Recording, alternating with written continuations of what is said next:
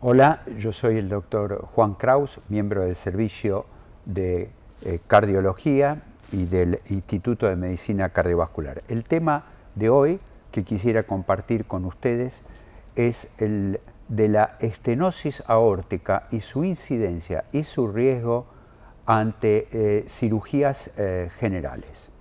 Ustedes saben que la estenosis aórtica es hoy por hoy la valvulopatía más prevalente, sobre todo en su forma degenerativa y obviamente en pacientes por encima de los 60 años de edad.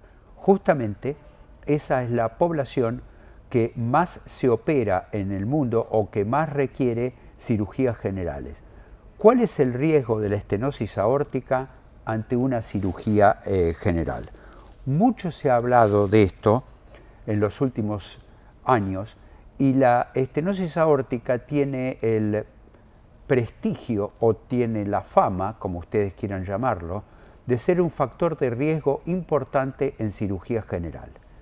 Es así, los invito a que juntos veamos un poco la historia.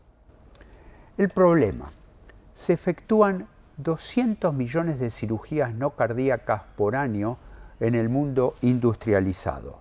No sabemos cuántas cirugías se efectúan por año en nuestro país.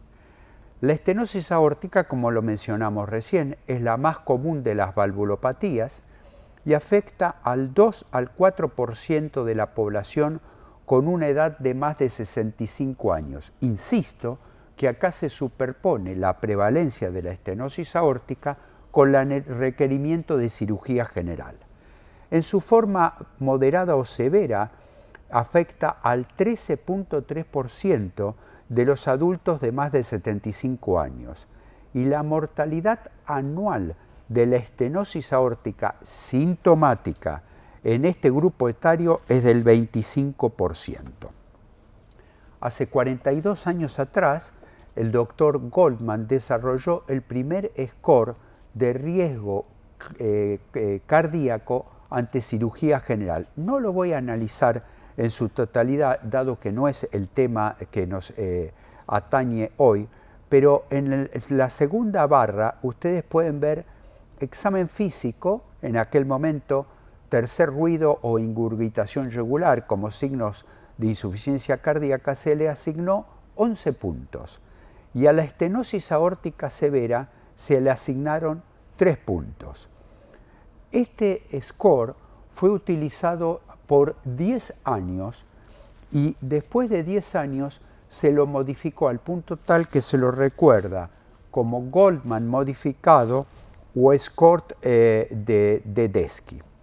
Fíjense ustedes otra vez en la segunda barra y después de 10 años de haberlo utilizado, dice edema agudo de pulmón. En la última semana se le asignaron 10 puntos en el score, alguna vez se le asignaron 5 puntos y cuando vamos a enfermedad valvular aórtica crítica se le asignaron 20 puntos. O sea, más que haber tenido un edema agudo de pulmón en la última semana.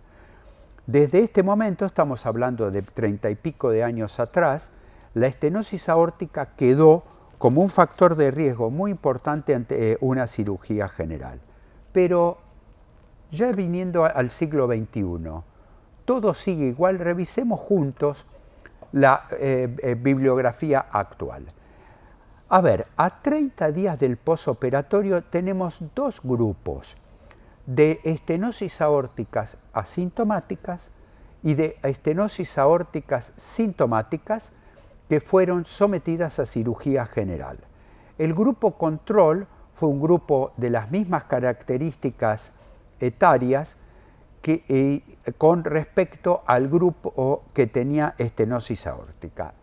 La mortalidad del grupo control fue del 2,7%, mientras que en las estenosis aórticas asintomáticas a 30 días fue del 3,3% y como ustedes ven, la P no es estadísticamente significativa. Sin embargo, cuando analizamos la presencia de MACE, todos sabemos que por su expresión en inglés, MACE quiere decir Major Acute Coronary Events, Tanto el control como las estenosis asintomáticas tuvieron lo mismo, 12% de incidencia. Cuando vamos a la estenosis aórtica sintomática y la comparamos con el grupo control, insisto que estamos comparando a 30 días, la mortalidad fue del 3,8% para el grupo control y del 9,4% para la estenosis aórtica sintomática, y la P tampoco dio estadísticamente significativa, aunque parece haber una tendencia a una mayor mortalidad en la estenosis aórtica sintomática. Para el MEIS, 8,5% en el grupo control y 28,3% en el grupo de estenosis aórticas sintomáticas, y ahora sí, con una alta significancia estadística. ¿Qué pasó con las mismas poblaciones un año después? La mortalidad para el grupo control fue de 8,7% y, como ya habíamos visto a 30 días en los asintomáticos, un 14%. Cuando digo asintomáticos me estoy refiriendo a estenosis aórtica asintomática. Otra vez no tiene valor estadístico significativo, pero vuelve a mostrar una tendencia. La mortalidad al año en el grupo control, comparado con las estenosis aórticas sintomáticas, fue del 6,6% y del 16% en las estenosis aórticas sintomáticas, con una P altamente significativa. La presencia de síntomas, entonces, se asoció con mayor mortalidad a 30 días. Los síntomas clásicos de la estenosis aórtica, los sabemos todos, pero repasémoslo, son la angina, la disnea y el síncope. Cuando se discriminó la mortalidad con respecto a grupo control por síntoma, nos encontramos que en la estenosis aórtica sintomática por Angor, la mortalidad fue del 9,4% y en el control de 1,2%, siendo la P estadísticamente significativa. Para la disnea, muy llamativamente, 36,6% en la estenosis aórtica, 33,2% en el control, sin que haya diferencia estadísticamente significativa, y lo mismo sucede para el síncope. O sea que el único síntoma que ante una cirugía general fue predictor de mayor mortalidad fue la angina de pecho.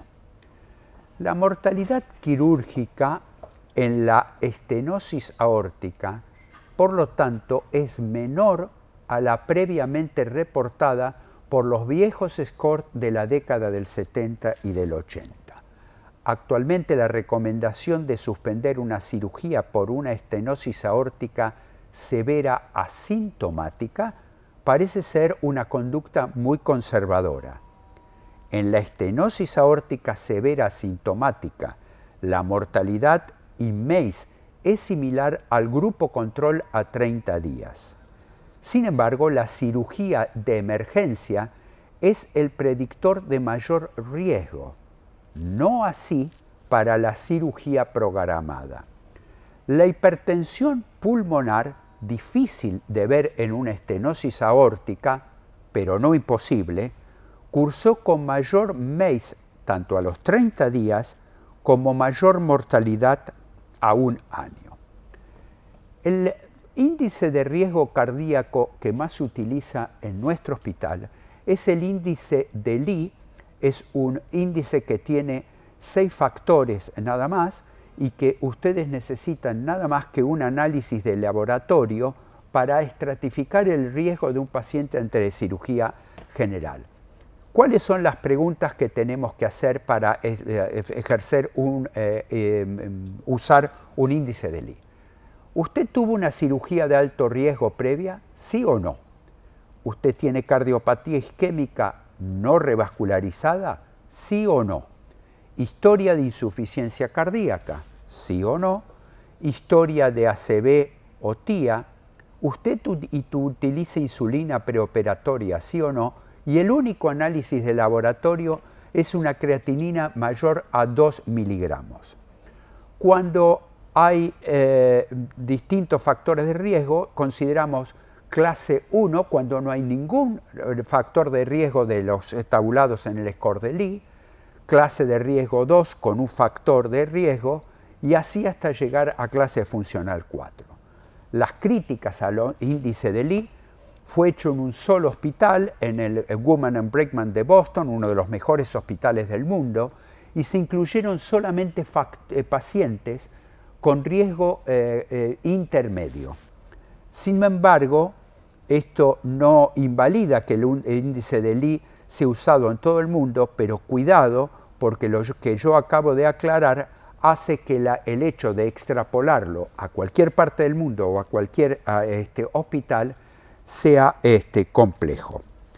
Quiere decir que ustedes estratifican el riesgo de una cirugía con el índice de Lee y en la otra mano tienen la severidad de la estenosis aórtica.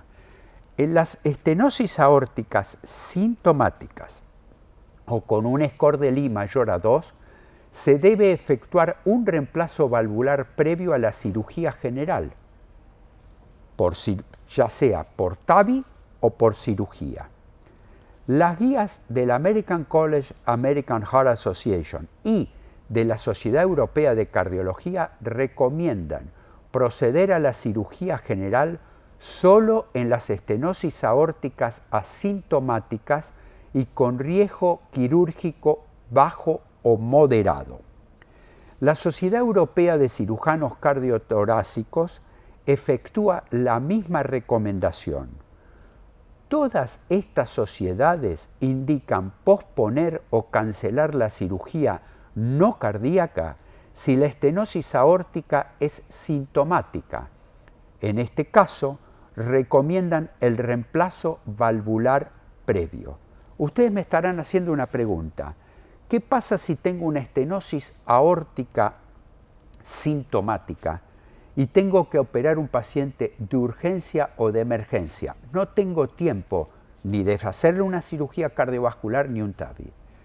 En ese caso, lo que podríamos hacer ante esta disyuntiva es una valvuloplastía como puente a la cirugía general. Todos sabemos que la valvuloplastía se reestenosa entre 6 meses y 1 año, pero el hecho de hacer una valvuloplastía y a continuación una cirugía nos permitiría disminuir el riesgo de una estenosis aórtica sintomática.